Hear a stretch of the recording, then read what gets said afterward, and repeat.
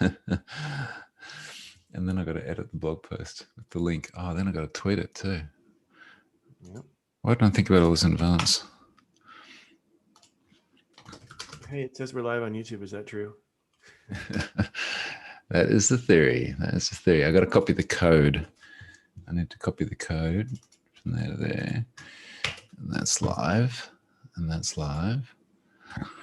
Oh, I can see you. So I don't know if you've done this before with like Zoom to YouTube, but YouTube only shows the person who is speaking. Oh. And if I tweet this in a moment, you'll be able to see it. And then you'll see like you when you're 20 seconds younger. Yeah, all right. Somehow it has something to do with Australia, I'm sure.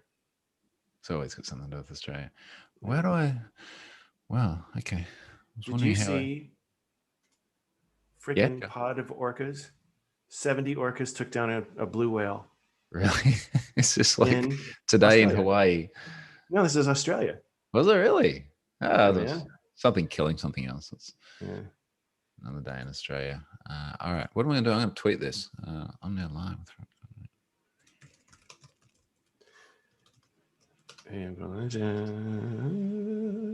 Yeah, I'll just retweet what you tweet. You're more important than me. You've got like 100 or so followers or something. Me? I've had a massive month of followers. I normally get somewhere between 1,500 and 3,000 followers a month. Really? I've had 7,500 or 8,000 in the last month, mostly in the last week because of the Facebook thing. Wow, look at you. 184 grand. That's crazy. I don't know who all these people are. Yeah. I'm sure. I think that's more than Hanselman, I'm pretty sure. Who's he? I looked it up on Wikipedia and I couldn't find anything. Oh my God, it's pretty funny. Okay. I think, how do can I go into analytics? Is that how I find it? Oh, edit the live stream. No, I don't want to edit that. How do I, here. Okay. Now I found the analytics page. This is what I was after.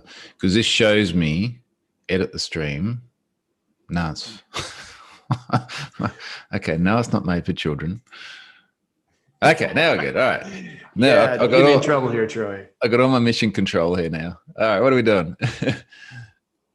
That's a good question. You know what I want to do? I'm going to go to YouTube here so I can see the comments coming in.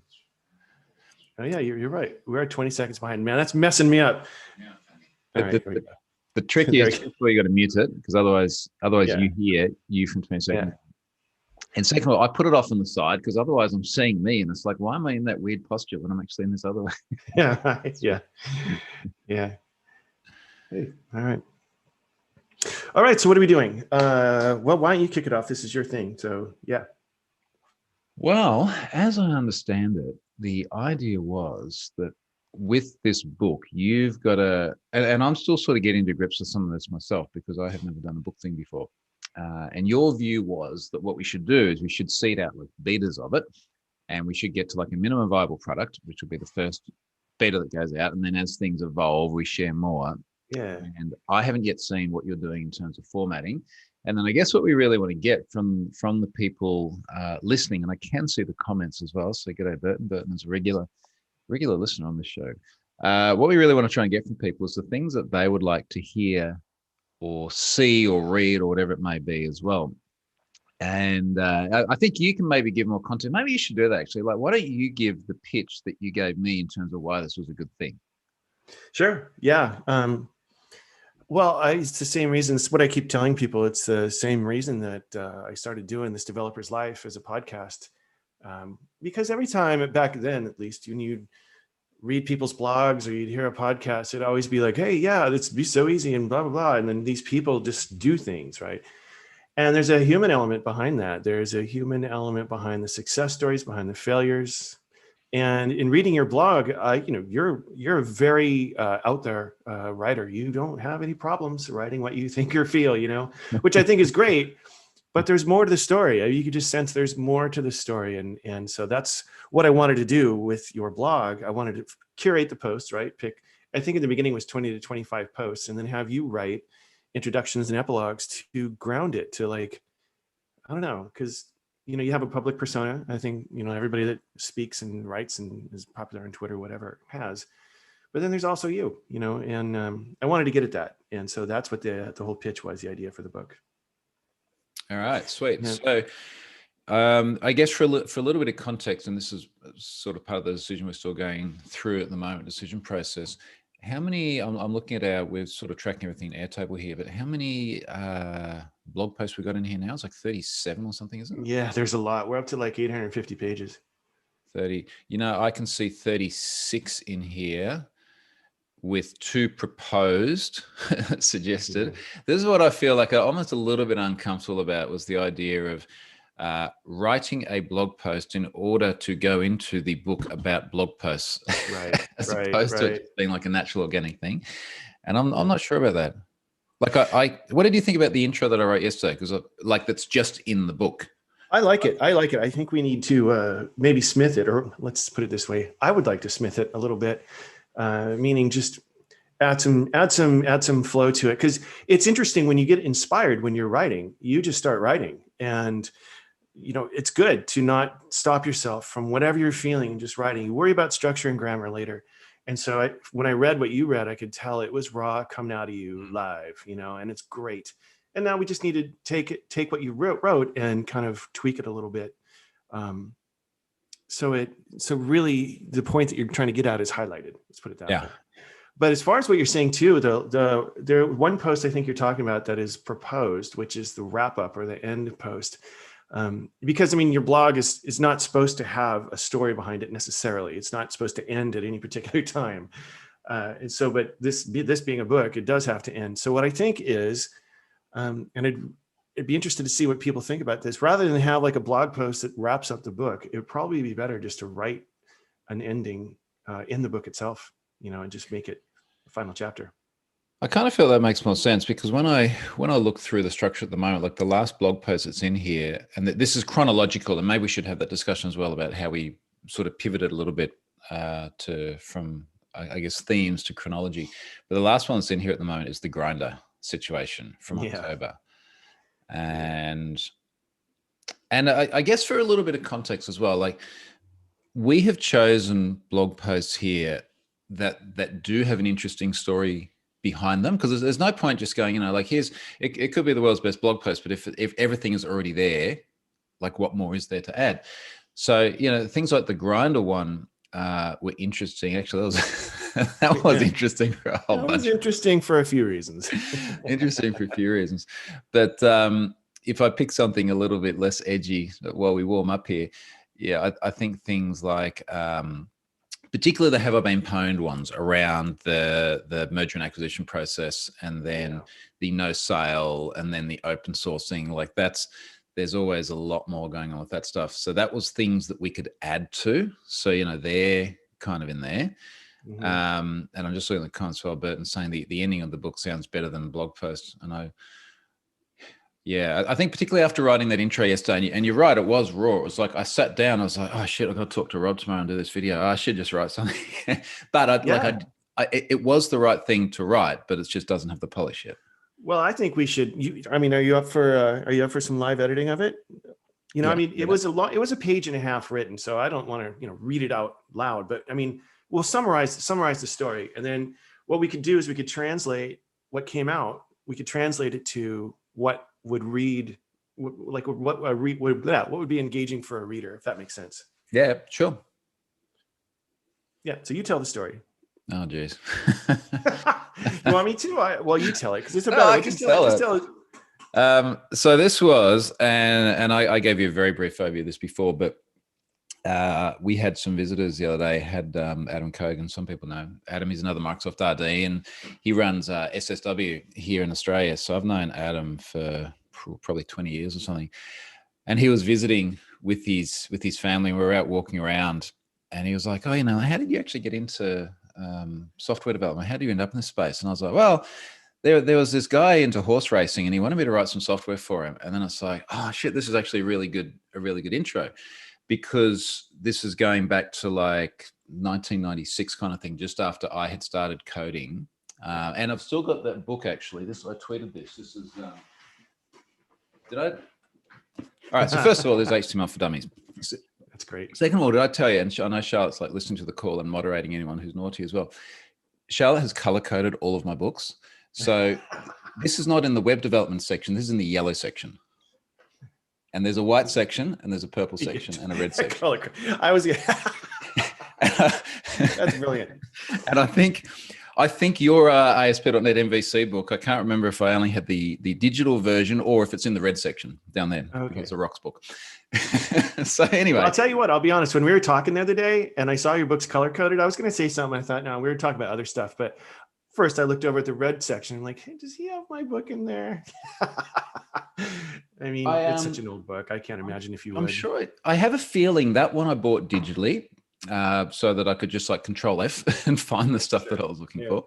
But anyway, the rest of the story. So when I was talking to Adam, I said, look, this is sort of the book that I learned to build the web for. And it's funny, after I tweeted this, like so many people tweeted in, they're like, yeah, here's like my C for Dummies or, my Unix for Dummies or whatever it might be that I learned from as well.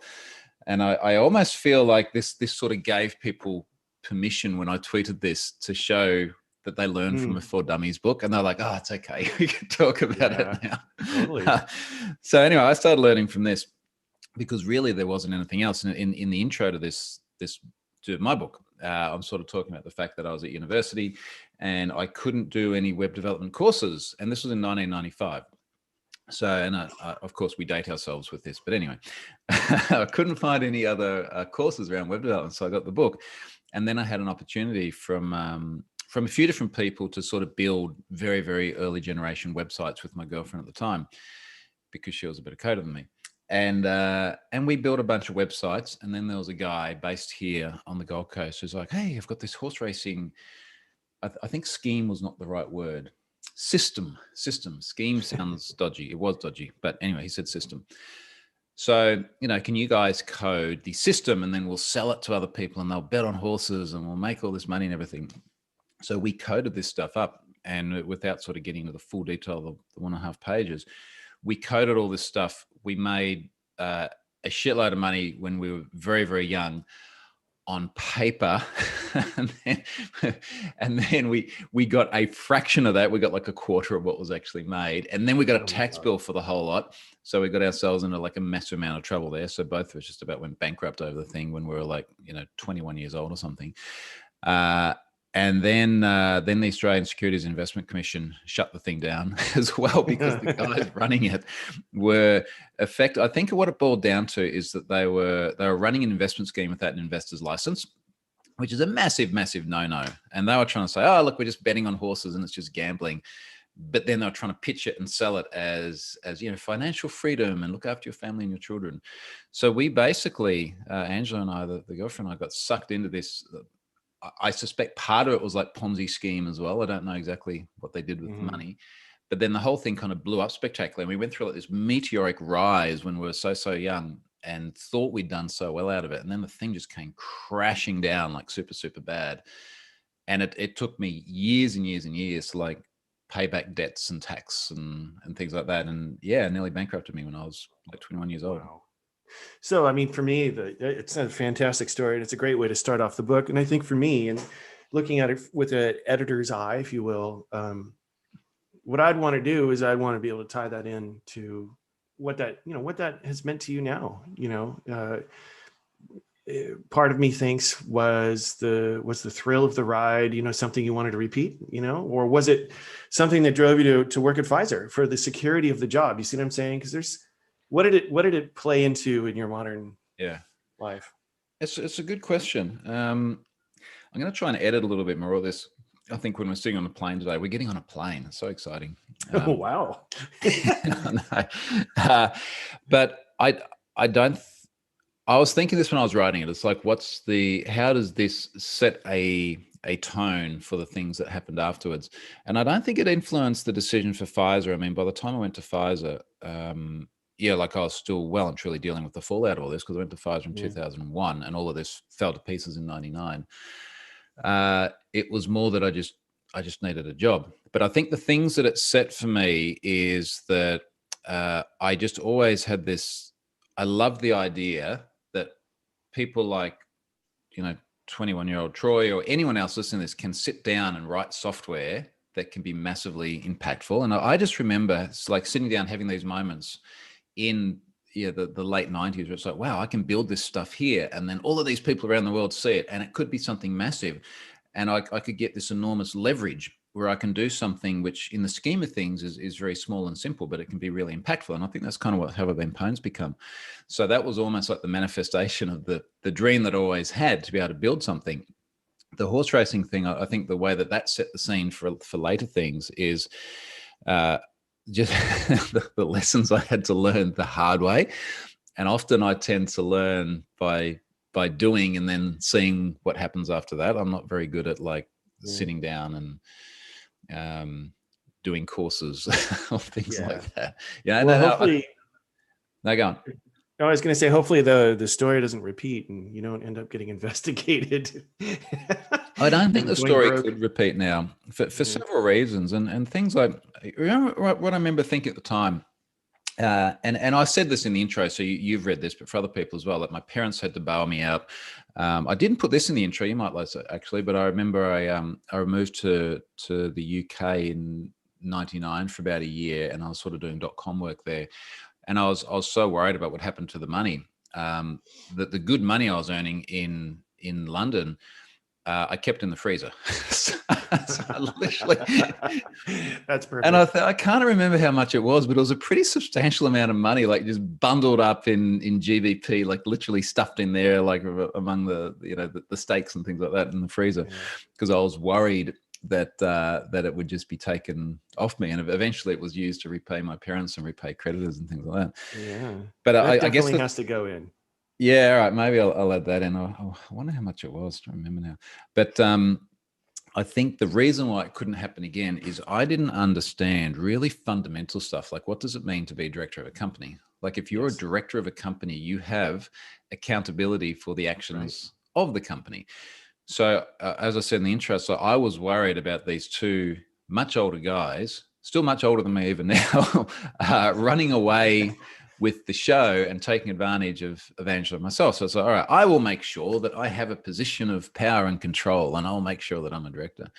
So then we're sitting here writing our code. They're off doing like dodgy shit with, investments and tax and things like that. And I get to be accountable for that. So I guess where I don't think that could happen again is that's just one of those really, really hard life lessons that I had to learn about what it means to have that role and that title. Yeah, well, that's awesome. Hey, we got a question here from Edgewood Guy. Are you going to narrate the book so you have an audio book version? Do we ever discuss audiobook? I think we did, and I think I think definitely you should do it. I mean, it's kind of hard to narrate anything that's technical, and when you think about a blog, I mean, I don't know. Your voice is pretty you in your blog posts. I could hear you narrating it without a problem, but if it's visual, then sometimes you have to go the extra step to describe what you're visualizing, That's a good point. Maybe some things lend themselves well to that. And incidentally, for the folks tuning in here, so Charlotte's making notes on this. Oh, and for you too, Rob. Charlotte's making notes so we don't have to watch this back. Burton's made a comment here as well. He said, did it make it harder getting a job afterwards after my debacle? The short answer is no, it didn't. And the reason why it didn't is that this wasn't something that was visible to my employer, and it didn't impact my employability, if you like, in any way. So I had the thing it did impact was my credit record. So because the organization had leases for things like photocopiers and things that they defaulted on, and because I was a director, I became accountable for that. And I think from memory, like keeping in mind that all of this was 20 plus years ago, I think we ended up paying out portions of it and effectively coming to settlements with creditors. So that sticks on your credit record for a while. And in Australia, different things stay on your credit record for different periods of time and have different impact. But as I've said before on one of the blog posts, in fact, one of the blog posts, which is in this book, I started doing a lot of real estate investment legitimately afterwards. And one of the things that I struggled with for a bit was that I had defaults on my credit record. Yes. Now, it inevitably didn't stop me too much because I bought a lot of real estate, but it was just always there. And I was like, when's this thing going to go away? And it just had to be a question of time. Yeah. Wow. Well, when you are on your plane and you're thinking about this story, it's interesting because there's ways that we tell stories, just like you and me, back and forth, right? Just kind of two people talking. You tend to start at the beginning and go through the arc. But when you're writing a story down, it's weird. Have people have a reaction to a given structure. It's like a structure they are used to seeing. Anyway, it's what my professor of writing used to say, is like, you lead off with punchline, always. Like, lead off with a quick summary, a quick punch to the gut, hook people into the story. So one of the things after reading your account here, I was thinking, just lead off with, you're under investigation, you're only 20 something years old, and reading HTML for Dummies, this is my introduction to tech. It's something like that. It would be hysterical. I mean, that would be a really good introduction. And then you go into the details down below, because people have this image in their mind of like, are you kidding me? You're Troy, you're a successful guy. How could you be so dumb? Which would be really funny. So anyway, if you could think along those lines. Yeah. And maybe I should clarify some things as well, because I just noticed Burton here saying, did you receive any sort of criminal record? No, I didn't have a criminal record. I didn't go to jail. It was nothing like that. I don't think I ever spoke to police. I think I had like one call with Australian Securities Investment Commission. They're like, so what was going on in this company? So no, there was nothing on my record of that nature. And even though there was like financial accountability based on the director title, there was no wrongdoing, which, certainly not on my behalf or on Angela's behalf. And it was just the things that I was associated with director-wise that became problematic. But so fortunately that didn't turn into that. But honestly, there were times where I was like, because when you're young and naive as well, I was like, oh my God, my life is going to be over. Am I going to go to jail? Like, what's going to happen? Am I ever going to be able to find love again? Because the relationship broke up. Well, I remember going out as a contractor on my very own, and I was like, oh my God, why did I ever work at a company? Like, all this cash is coming at me, And my buddy, who was an accountant, was like, you understand that you're not paying taxes. Nothing's being taken out of your check, And I'm like, I'm rich, I forgot how much I was making. And then at the end of the year, he doesn't have my taxes too. At the end of the year, he was like, I hope you've got, I think it was 22,000 American. And I'm like, what? That was not fun. This is like your hard introduction to the concepts of gross and net. Yeah, exactly right. Exactly. Charlotte's laughing now because she knows the context, but there are people out there who simply don't understand that, who really shouldn't have. I'll tell you that offline. But anyway, there's another rabbit hole there. Yeah, no, for sure. Well, okay. Speaking of rabbit holes, let's transition to formatting, because this is a challenge that you and I have. I made a little quip on the blog post I wrote yesterday about formatting books.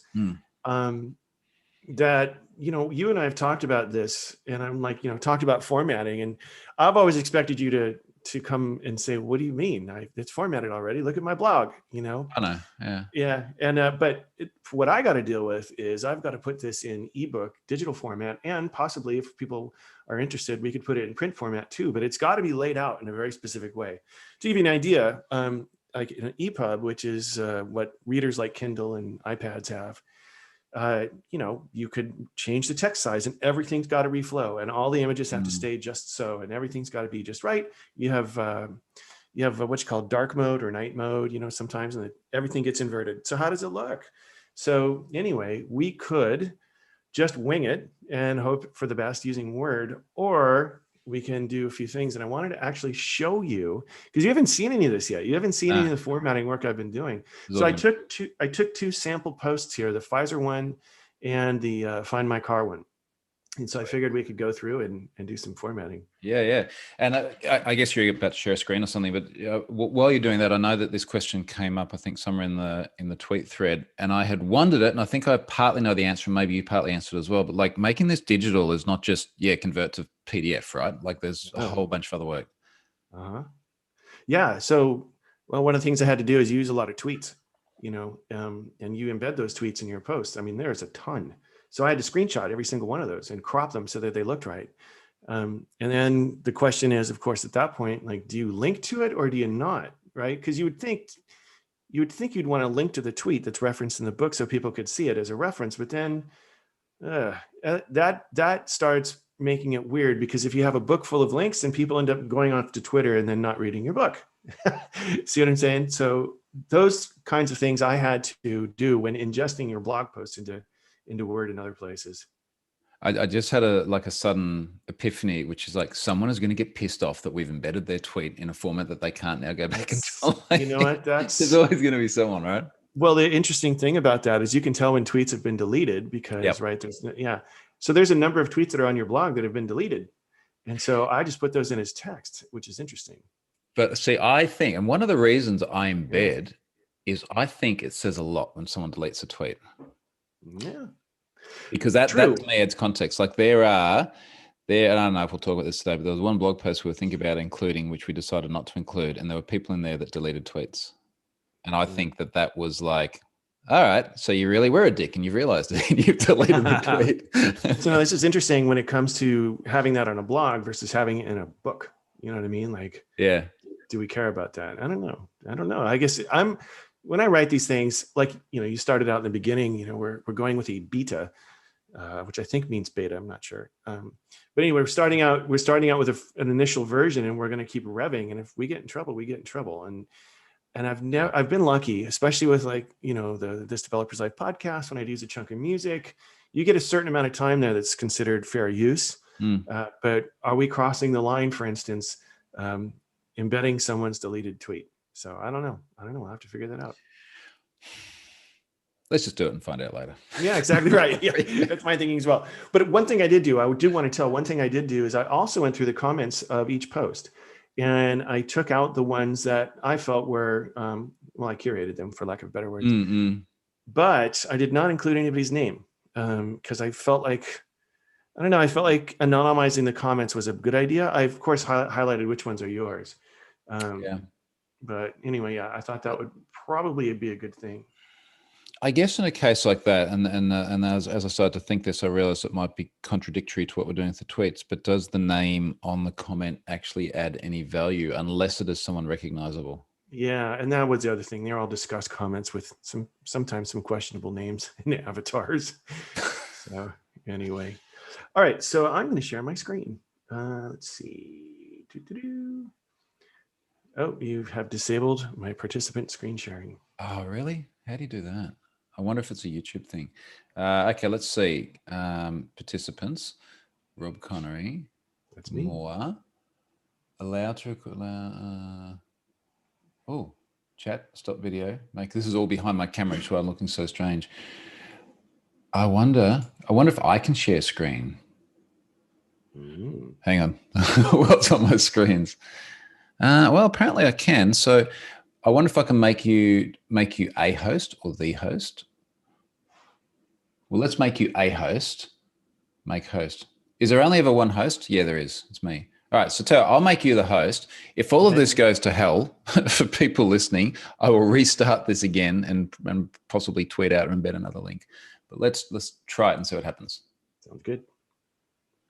Do you want to change the host to Rob Conery? You are now the host. Yep. There you go. I can share my screen. How exciting. Oh, righty then. Let's share. Let me just figure out this one.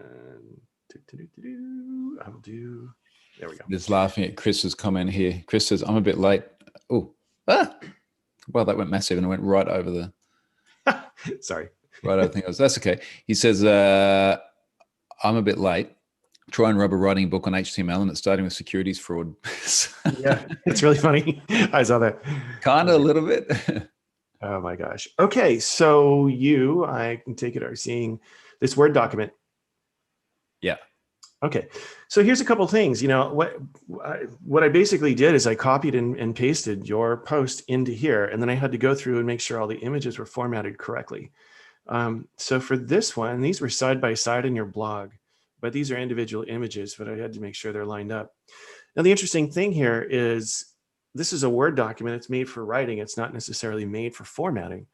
And so I kind of I don't know, like when you import this into a formatter, the formatter will do its best to try and interpret what you did with Word. So you have to take a kind of a slight first pass, The other thing that was a pain in the butt is, like, you can see the little edit lines here. It's always giving me these things like, well, should we correct this? And, like this one right here, it wants to correct your grammar, especially when you spell things wrong. Like I was just looking at the bottom of your Word. It says English, United States. like Yeah, I know. the other Well, you know one. what? I can change this to is it Afrikaans that you speak? This is one thing I'm not negotiating on. Well, I was going to say it's Australian English. It's really British English, but anyway. Yeah. Okay. So you can see here, this is what I did, but immediately, because right, English Australia, and then boom, it still wants to correct that. So You know what I think you got to do? You got to like Control A and then apply it, because it doesn't apply to the entire document otherwise. oh, you're right. Hey, look at that. Welly, welly, well. Which is kind of interesting, because that implies that you can have different sections of the same document in different languages. Yeah. Gosh, you must be a Microsoft MVP or a regional director. You get your MVP renewed right I got there. all the hardcore skills. Don't worry about that. Yeah. This is the other thing. So one of the things I'll have to be very careful of is that I don't change your text or meaning. No, let me back up. I don't change the text without changing the meaning. That's one thing I don't want to do. But for one thing, you would sometimes do these long sentences here that are normal case. But since this is a title, as you can see, it wants to be uppercased. I don't think that changes the meaning of the document at all. But as you can see here on this side, all of your titling is just kind of sentence cased, if you will. So I'm going to leave it because that's you. Well, but I changed partway through. So there was a time where I used that casing, and then several years ago I changed to title case. And I think that this was a bullet point in one of the discussions we had, but I suspect we should just make it all title case. We could. I mean, part of the interesting thing to me is to watch that change, in the book. But, if it's not important, it's not important. We can go through and tweak all that. Totally Charlotte just said your text is a bit blurry, Rob, but I just popped open the YouTube video in full screen and looked at it, and it seemed okay. Charlotte's on a Mac, so she has all sorts of problems. Well, those Macs are blurry, aren't they? Eventually lost my shit with it yesterday, so that's it. Get a yelling up. Frisbee What time. do you mean you don't know how to right click on a column in Excel? Damn it. Oh my God. Anyway, so the images in here, I had to make sure center aligned. On your blog, they're not. They're mostly left aligned, but they read better in a book if they're center aligned. So blah, blah, blah. This was challenging, but we'll see what I mean in a second. The thing is how is this going to work? Because these are all individual images laid out together. How is this going to work in a reflowable EPUB? Like on a narrow width screen. Yeah. So can they just like reflow under each other? Is there like CSS for EPUB? Well, there is, yeah. So EPUBs, it's a good question, Troy. I realize I'm talking about these formats without explaining what they are. They're just web pages. They apply CSS, and everything is embedded inside the EPUB. So if you were to crack open an EPUB file, you could see the HTML in there. You could see some XML and some other things, including styling. But a lot of the styling won't pick up. For instance, it doesn't like HR tags, it doesn't like rules. So it'll just kick that out. So yeah, it's pretty crazy. But anyway, I'll show you. I know how this is going to lay out, but I'm going to show you a couple of variations on what we can do. And then down here, this was supposed to be code, but it turned it into a link. I'm going to leave this for now. But anyways, you can see this post looks pretty good, So here's the question. Do I export this directly into whatever app I'm going to use to format it? Or one of the things I thought about doing, which would be kind of fun, is using Ulysses, which is this guy right here. And Ulysses is a Mac text editor. And it imported this document straight away. And what I wanted to do with this, and it turned it into Markdown, by the way. What I wanted to do with this is this gives me laser precision over the headings. So here is, Markdown, right? So heading 1, heading 2, and when you do this, it gives you precise layout control for importing it into a formatter, because those formatters read that. Does that make sense? Yeah. So this right here, I know this is a block quote, and I know coming down here, I can see what's bolded and what's not. And I think like this right here is italicized. So that's great to know. However, now we come down here and you can see that given Markdown, the editor is interpreting it weirdly and so on. Okay, well, so it's in here. We know that this now is not a link anymore. This is now code. So that's cool. I was able to fix that. And I'm kind of breezing through this, but these are the decisions we're going to have to make. We're going to go back and revisit all of this at some point, you and I. So this is the entire post, and down below here, you can see the comments. And the way this is laid out right now is, but again, this is Markdown. I don't really like having these little 3 dashes, so I want to do something different. So I'll tell you what I'm going to do. I'm going to do one of two things. I'm going to first open up. First, what I'm going to do is I'm going to export from here into Epub. And so what this does is this format that markdown page as Epub. Title's a little bit long. You can probably do a little bit better. We can, of course, change this. I'm going to change the themes in a second.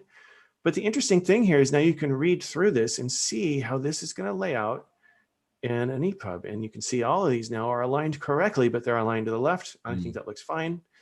As you get down they're here, indented a bit. That looks all right. What's that? They're indented a little bit. What happens to things like images on a white background where they might not be like transparent PNGs, and then you go into dark mode? Are they going to look kind of crappy? Yeah, let me see here. Is there a dark mode? I think there's a dark mode preview in here. That's not it. I've just noticed too, our stream health, we're only broadcasting at 707 kilobits a second. We recommend you use a stream bit rate of 2,500 kilobits a second. I think we're just limited by bandwidth bouncing around the world here. So apologies if it's downgraded a little bit, folks. You can still hear. Yeah, so anyway, coming through here, this is interesting to me. All of this got aligned just fine, right? Unfortunately, super small. Yeah, and this unfortunately lost its formatting, and I know why. And so for people out there who are wondering, why does this look so different? Again, this is just HTML, but what we're looking at here is Epub version 2.0, and so version 2.0 basically just takes text and it allows the book to format it however allows the reader to format however the user wants it to be formatted. So if I was to look at this in the iPad, I'd have the ability to go in there and change the fonts. I could change anything I want. And that makes syntax highlighting go to hell. If we were to use Epub version 3, however, that has used just the original fonts. I don't want to change anything. And then everything looks great. So that's probably more than you wanted to know. So this is using the Epub exporter from Ulysses.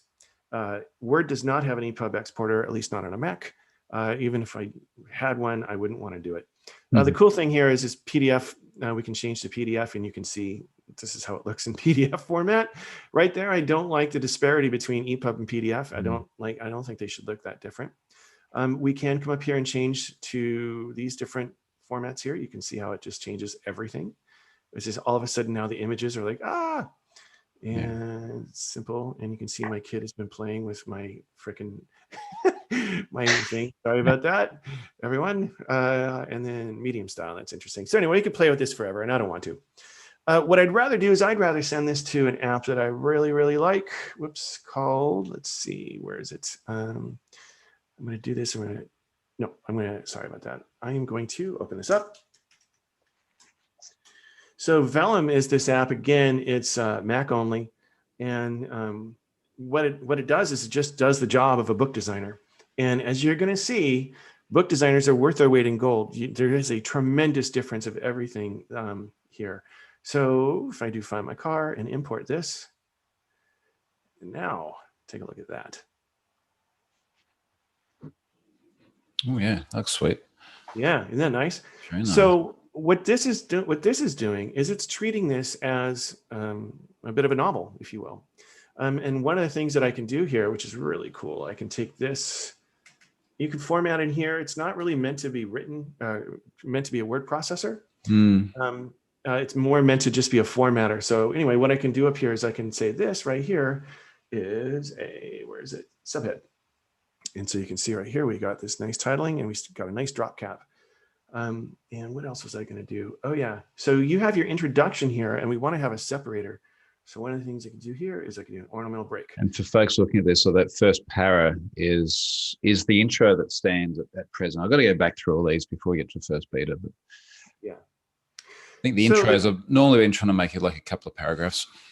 Yeah. This one's a little short, but that's okay. I think it serves nicely for what we're doing here.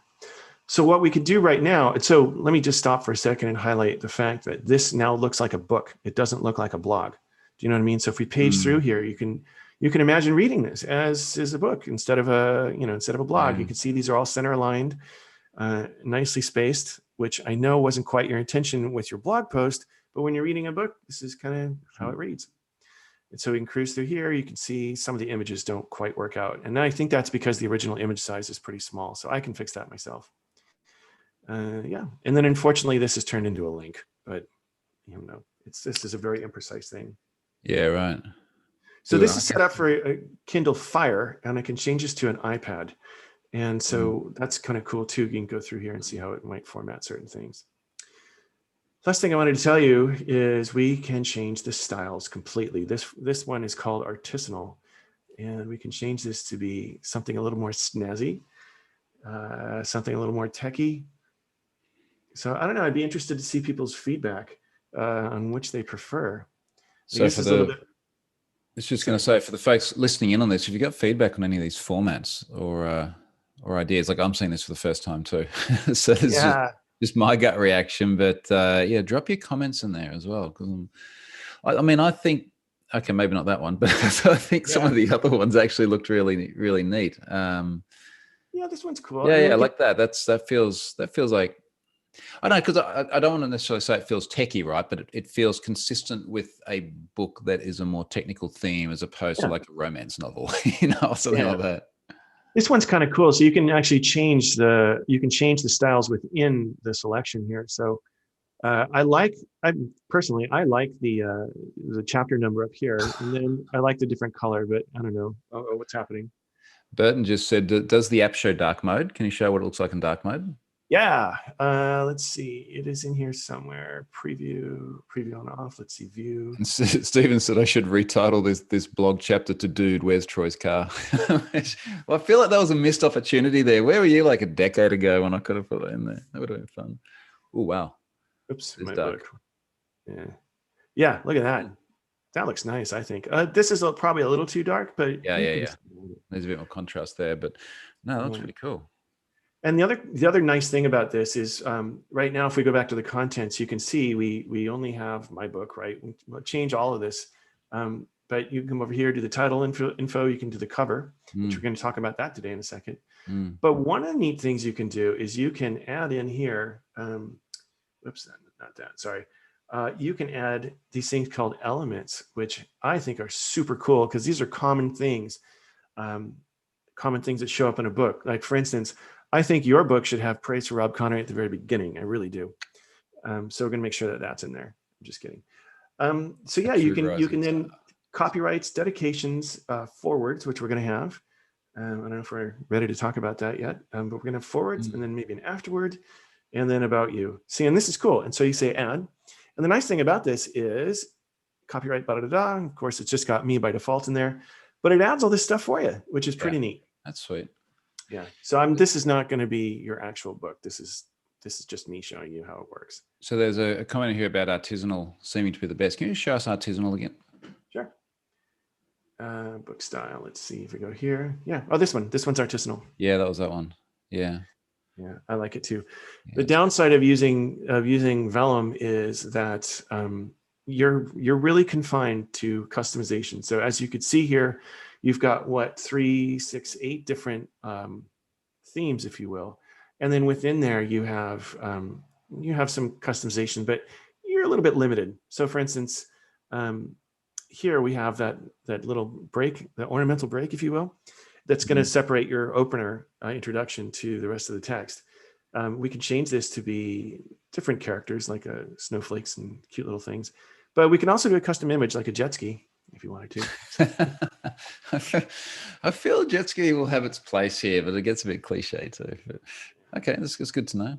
So like, we just have like a little binary delimiter. We saw little ones and zeros, and they can mean something. Yeah. No, whoops, I forgot to do the Kindle preview. So anyway, a hoodie separator. Yeah, what I need to do, just so you know, after we get all of the chapters and everything done in your intros and epilogues, blah, blah, blah, blah, blah, I need to go through here page by page and make sure everything lays out, which is going to be a bit of a task because this thing is very opinionated as to how it wants things to be. So hopefully it's not gonna bind me up too much. That's my goal. And we do have another option. Would you like to see it? Yeah, sure. All right. And while So you're popping that open, Stephen made a comment here, which I was just thinking as well. He's got to be careful with the color for print, unless it's color print or ebook readers. So, obviously a lot of ebook readers are not color, but we're just seeing a representation of what it would look like for, say, I think Kindle Fire can do color, can't it? But like a Kindle, Paperwhite or something wouldn't. Yeah, we can do Paperwhite right here. Yeah, so it adapts it. That actually looks pretty good. It's interesting. Like and Ben just said, seeing as EPUB is just HTML and CSS, would you take the Vellum themes as a base and then tweak the actual source? Yeah, you could. I have a feeling that it's probably so complex I wouldn't want to do it. One thing I haven't explained here, and one way I actually wrote a book once, was to use a static site generator. And I was able to use CSS and theme it up just so, and then export a massive document. I think it was like, what was it, 30 chapters? Anyway, exported it, pulled it into an app called Calibri, and then I said, turn it into an EPUB, and it worked. But I had to go in and hand edit the CSS, but it lets you do that. And I promised myself I would never do it again because it was just ridiculous. Just as I read Ben's comment, I had a flashback to like front page generated CSS. Oh, yeah. This is going to be hell if you have to go back to that. Totally. Okay, well, a lot of people might be wondering, why did you put this into Ulysses here? Why a Markdown editor?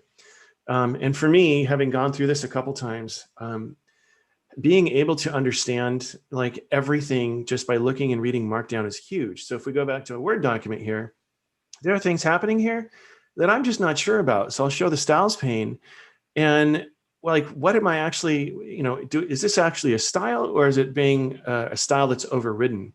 Like, is this actually a block quote? Which it is. I was pretty good coming through here and making sure that things were set to the actual styles, but you can easily get off track. You can easily get off track in here and not know what's going on. So anyway, to that end, if I wanted to stay inside of the editor experience, I can. So I can open up Pages here. Actually, let's not do it from here. Let's go over here. And what I can do is I can go here to this, and I'm just going to leave it as Swiss knife for now. And I can open this up in Pages. Now, the cool thing about Pages is that Pages can export to EPUB, and Pages took over Ibooks Author. That probably means nothing to you as not a Mac person, but Ibooks Author is one of the great ways you could author an ebook on a Mac. But anyway, they're telling you now just use Pages. But the neat thing about this is this lays out a little bit better. You can see this image is not small anymore. And if it's too small, I can just come in here and expand it. And there's some formatting that I can come in here. Well, there's formatting that I can tweak and change. But the neat thing is, if I go to File and then Export to EPUB, you can come in here, you can choose all your stuff. Where's your cover, reflowable or fixed, which is interesting. We haven't even talked about that. Reflowable is what normally people use to read a book. And table of contents, and embed the fonts. That's huge. So that means it's going to make an EPUB 3, which is pretty cool. And headers and footers were removed, and I don't even know where I put that. Where did I put that? Is it on my desktop? Desktop. On my car. So I'm going to open this up in, yeah. So this is the iPad reader, or the ebooks reader. And you can see it looks exactly the way it's laid out. It looks exactly the way it's laid out in Pages. So if we really, really cared and we couldn't get, Vellum to do what we wanted, we can stick it in here. And I know right now this looks really, really just not exciting. But I mean, I can go in here and I have my styles pane open over here, and I can tweak it however I want, different fonts and everything. This is gives us way more control. And then I can just export this and have it be exact, including embedding syntax highlighting, which to me is great for a coder's book. There you are. All right. What do you think of all this? Well, I think I'm glad it's you doing it, not me, to be honest. Yeah, right. Oh my God. It's one of those things. It's like just so, I But like mean, you've done this multiple times before, and it's yeah. I'm sure you sort of fly through this like someone who's done it multiple times before to fly through it. Like to me, it's like wow, that's a lot of stuff that I had never given any thought to. But yeah, it's given me a greater appreciation for what you're doing. Oh, well, mission accomplished then. So hey, Yes. I know we didn't set like a time or anything or a duration for this, but maybe in the interest of time, we should Yeah. go on to Yeah. some of the other things we wanted to cover off. So I mean, what else? Well, actually, it was cover off. Should we? Do you want to talk about the cover? Yeah. Wow. Okay. So this is a little embarrassing because I'm not an artist. You want to see it? Should we start worst to not worst? Yeah, go on. Everyone's suddenly Uh, like, oh, now this is getting interesting. All right, show us the last yeah. one. Oh my God. Okay. So this was when I kind of was going through my Pink Floyd phase. Oh, I think I showed you guys this and you were like, Rob? What's on the back of my shirt? Oh, I don't know if you saw that. It's your Oh, I Have I haven't Been been Punked? paid. All right. So the idea here was, I don't know, I was listening to Pink Floyd and I was also listening to Joy Division. And I liked the idea of this. And I thought like, I don't know, I saw Data, I was cruising. I was sober when I did this, I promise. But I just thought, I don't know, I'm going to go with it, and kind of turned in this weird Yellow Submarine kind of ridiculous thing. So yeah, that's probably the worst candidate. Hey, just for a bit of context, so for folks that are watching this that might not have seen what your other books look like, can you just pop up some of the covers of your other books that you've pushed out? Because I thought those covers were epic, and that's I just putting it out there. That's my expectation. That's going to be epic. Yeah, give me 1 second here. Probably easiest place to go look at that is right here. So what I did, so yeah, I think this is well, here, I'll just show you two of them. Oh, there we go. That's much better. So yeah, I took some imagery from, God, where was this from? From NASA, JPL. And they gave away this public domain imagery. And I used it as kind of a starter, if you will, to edit things. And so anyway, this one for the Imposter's Handbook, I don't know if you can see that. There we go. For the Imposter's Handbook, that's an interesting story because that one I was inspired by this one thing. It looks almost exactly like this, but I ended up remaking it entirely inside of Pixelmator. But I kind of copied it. So all of this is actually, I made this, which is kind of funny. But this guy right here, a lot of people haven't seen this. This is the cover of the book right there. That's this cover right here. Right. So it's supposed to be, this book is my parachute. And so of course the cover is on his back on a little guy right there. So it's a lovely little bit of recursion, which is a recurring theme inside of the book. I was proud of myself for that one. It's almost like I'm an artist. Yeah, but no, this one is really neat. This is again from NASA JPL. And this is the Curious Moon one. And that's supposed to be right there, Cassini flying through Enceladus's plumes. This one I actually made. I liked it. I like this one a lot. That's very Buck Rogers kind of. Yeah, I wanted to go for like an old retro theme. I made this one too. This was season 2 right here that I wrote. This one, the Hansel one. I made that one myself. And these two again are from NASA. So, and that one I made. So anyway, yeah, I like kind of this retro space theme is what I'm sticking with here. So I think what you're going after is, why can't I have something that looks nice? That was just a little bit of that. Yeah. Well, here is one of the things I went after. And I think it was Charlotte that was saying that she was inspired by Monument Valley's color scheme. So I kind of took snippets of that, or maybe she did. I can't remember, one of the two. And so I tried to use the colors from there. And so here, I was just going for a little bit of a vibe. I was just sitting here trying to play around, come up with a skyline of the Gold Coast, and don't know the title just yet. That's kind of blocked out right now. But if I take that out, you can kind of see what I'm going for. The weird thing I kind of maybe goofed up on, I don't know, is I liked this one part in Monument Valley, this little geometric kind of bit of interest here. So I was going for that right here with the sun, and then also with these waves. I kind of like this one. It's a little too geometric, a little too jagged, but you know, I'm not a designer. And then of course, this is the very first effort, which I liked, but it's a little lonely looking and I don't know, not very fun. Yeah. I mean, that served a purpose for the post it was on, but yeah, nah. So that's pretty much all I got. Wait, is this all I got? But I mean, we've gone through different themes. I've had things like Yeah. jet skis and, like skylines, that sort of thing. I guess the only thing is like, what, and for folks watching, like chime in with your ideas on this in terms of what you think should be on there. But if it's something like a Gold Coast skyline, does that really mean something to anyone else? And particularly when it's so abstract, does that serve the purpose of the book? Yeah, I totally agree. Yeah, I don't know. It's interesting. Like, what was the other idea? Let me see if I can find that real fast. Or if Charlotte, if you remember, just drop it in the comments. But what else did we try? I mean, there are a few of those sort of Monument Valley style themes. There's this one. Let me see. Let me get this picture up. Oh, Don't we have that in Airtable? I literally got one called Covers. So I was imagining something like this that's not quite sinister, but you at the beach with the sun shining, right? And like having a smile, right? But then surrounded by an ocean of data or something. I'm not sure. And then the title down below. I don't know why this stuck in my head, but I really liked this, it's you in the ocean. So that was an idea I had. But see, again, I think I'm proving to everyone why I don't design things. Yeah, but all right. Well, you say that, but your covers are awesome. We just got to make my cover awesome as well.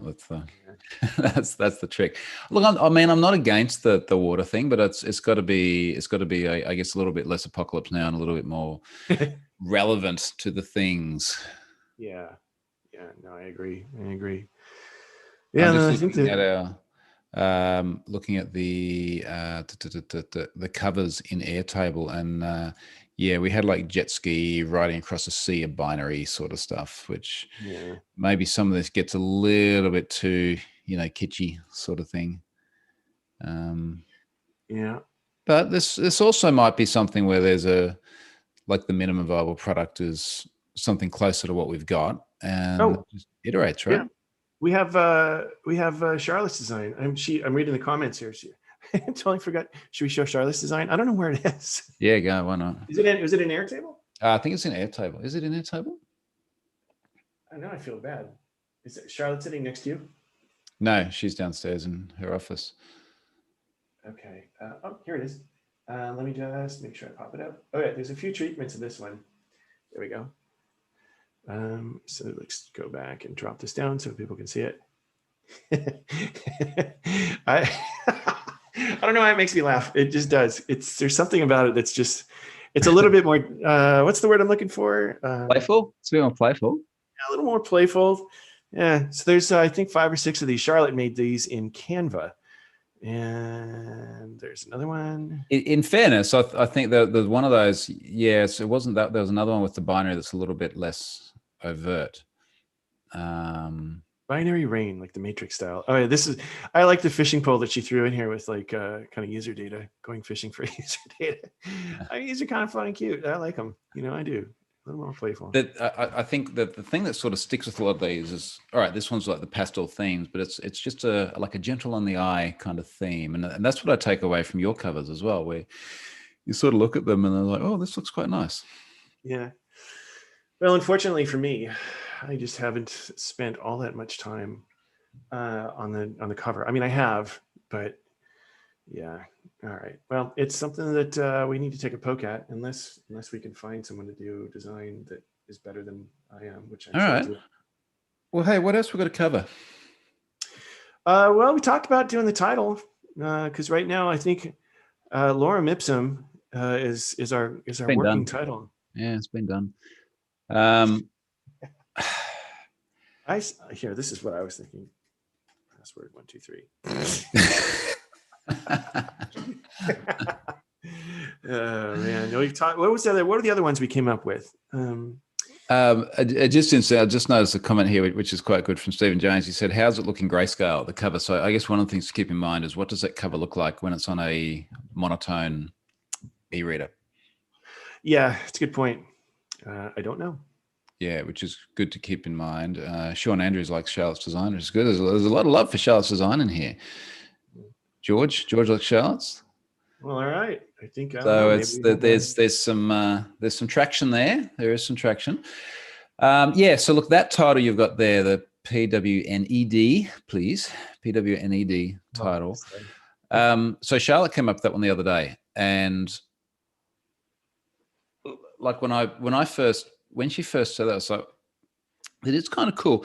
And maybe for everyone's benefits, one of the things I've been a little bit conscious of is I don't just in general in life, I don't know that I want my entire life career to be defined by have I been pwned. Like it's a thing, it's a big thing, but it's not the only thing, and there might be other things in the future kind of thing. So I've been a little bit cautious about that.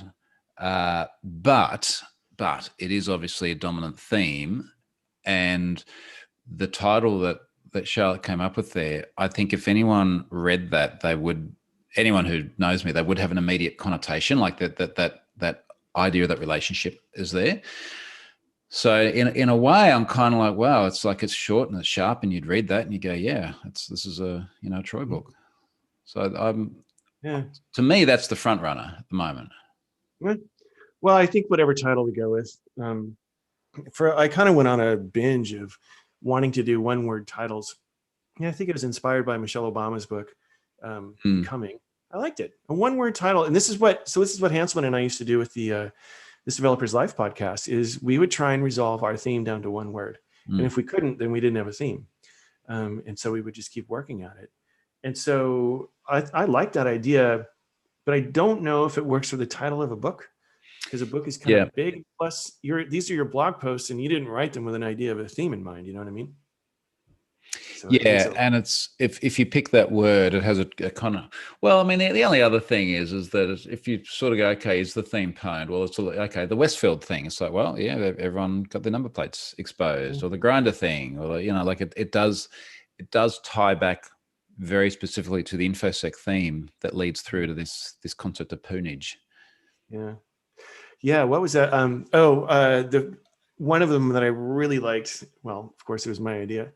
Was trying to find phrases that you hate, like "I'm sorry you feel that way," or "We take security very seriously." I thought that would be really funny. "Sorry you feel that way," I thought was a really fun phrase. It drives you crazy, but I think also you have said a few times.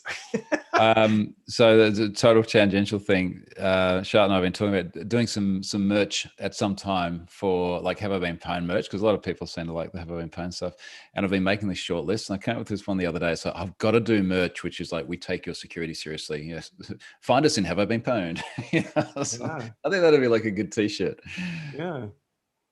I like it. We take your security seriously, I think would be a fun title, but at the same time, I don't know. I like Burton's comment here as well. It's the title is Breached. So, that might be interesting. We did also play around with the words of breach and beach as well. So, there could be beached as well, but then that's where we're back to the whales again now. So maybe. I think we actually did think about breached on the beach. That's what Stephen Jones is talking about here. We talked Life's a Breach. We did that one, and Breach on the Beach. I don't know. Those sound a little too like spring break in my head. Yeah. I'll be a bit more inclined to go more the pwned route, but like again, I guess that I don't know. I kind of feel like once we give it a title, it's a little bit more final than just a.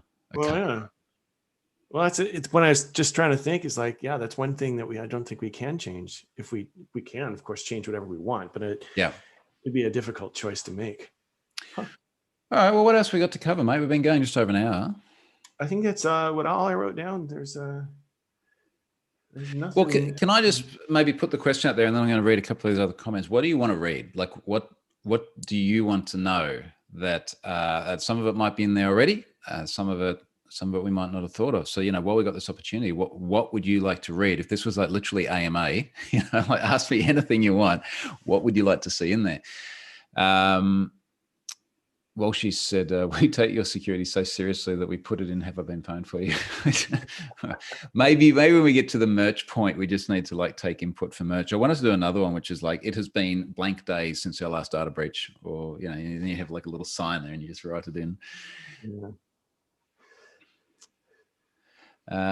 So from here, just to start wrapping up, we see if there's any other comments. Looking at our chapters, so we've got 36. I think you said it's about 800 pages or something at the moment, wasn't it? Yeah. Do we want to cull that more? Well, the interesting thing is it's 800 plus in Word, but it depends on what reader people are Yeah. using. You know. All But right. 800 pages in Word is pretty big. And, I mean, it's up to you. I like the post count where it's at, but at the same time, Yep. I don't know what we And cut, to be honest. out of that 37 blog posts, I've written intros and epilogues for 29. So I've got 7 more to write, and then I've just got to go back through and read everything again. I mean, I'm at like 20,000 words worth of intros and epilogues, but I just got to go back and read it because I've written this in pieces over the course of this year, and I don't feel that it flows well. And I think some of my positions on some things have got to just flow a little bit more neatly. Mm-hmm. So I'll work on that. Stephen Jones just said, how you got started in tech chapter. I think we're sort of covering that in that intro that I gave you Yeah. to a degree. To Yeah. a I think, is degree. Stephen the one who said he joined late? I'm looking back. Yeah, possibly. Because he might not have heard the introduction that we went over. Yeah. So yeah, Stephen, there is a bit of background on that, or at least how I screwed everything up really early and had to recover. So we'll keep that in there. But okay, mate. Well, look, I think in that case we're pretty much on track. Are we going to do this again, or what's the plan next? I'd like to do it again. It'd be kind of fun. I think once we decide, once you're done with the intros and epilogues, and once you're done with the final chapter, then I think we need to put it into some serious formatting, and it would be fun to do that with you, because we're going to have to go through each thing, and I want you to see what it's going to look like as people read it. I think it'd be kind of fun, because if people are interested in how to format a book, I don't know if they are or not. If they are, they'll tune in. And Burton's just asking about when we think we might do a print version a month after ebook. I think at the moment we're sort of like probably not just a month. It'll be waiting and see if there's demand, and who knows how long, right? Yeah, and also I know that doing a print version, there's so much that goes into that, and that's some discussion you and I can have. Actually, I guess in the next one. Yeah, there's a lot that goes into print versions. Steven says, is there a rough ETA for the book? That's a good question. Do we have a rough ETA? Well, I mean, I hate to say it, but a lot of it is the time that you can find to finish up the intros and epilogues in the last chapter. I could ghostwrite it for you if you wanted to. No. and honestly, like for people's reference, it's just, and Charlotte sees this firsthand all the time, there's just so much stuff happening. And I had the best intentions where I was going to do like 2 blogs a day in terms of intro and epilogues. And I think I've done more like 0.2 a day, just because there's so much stuff happening that just demands attention. And I feel shitty for neglecting some of it. Every time that you and I, we talk about the book, I say the same thing, and I'll say it again. Writing when you're in a shitty frame of mind, I mean, it comes out, and writing becomes laborious, and you don't want to do it. Yeah. So, take the time you need, because you clear your head and you start feeling good, and the words will come, and you'll tell a better story. So yeah, take the time. There's no pressure from, I don't know, me or anyone. Yeah, appreciate that, mate. Yeah, of course. Alrighty, hey, let's wrap it up. So thanks everyone for joining in on this, and we've still got that website up at book.troyhunt.com as well, where you can register, and then we'll send you updates as they happen. Cool. All right, I'm gonna end the live stream, which will boot everyone off, and then I'll still have you here, Rob. So cheers, everyone.